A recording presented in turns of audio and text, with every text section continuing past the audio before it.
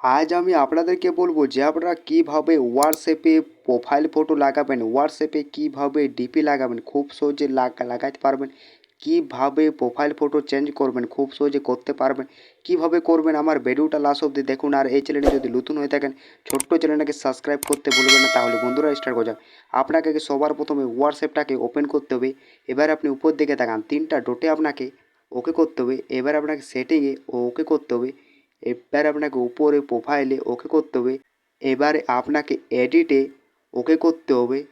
এবারে আপনি একটা এই ধরনের ইন্টারফেস পাবেন, গ্যালারিতে আপনাকে ওকে করতে হবে। এখান থেকে আপনাকে যে কোনো একটি আপনাকে পছন্দের মতন ফটো বেছে নিতে হবে। এইভাবে আপনাকে ওকে করতে হবে।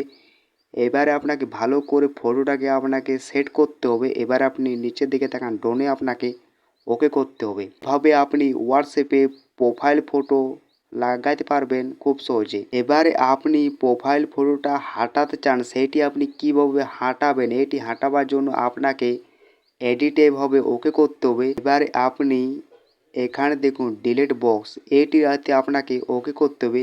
এবার আপনাকে রিভিউতে এভাবে ওকে করতে হবে। এইভাবে আপনি হটাতে পারবেন প্রোফাইল ফটো।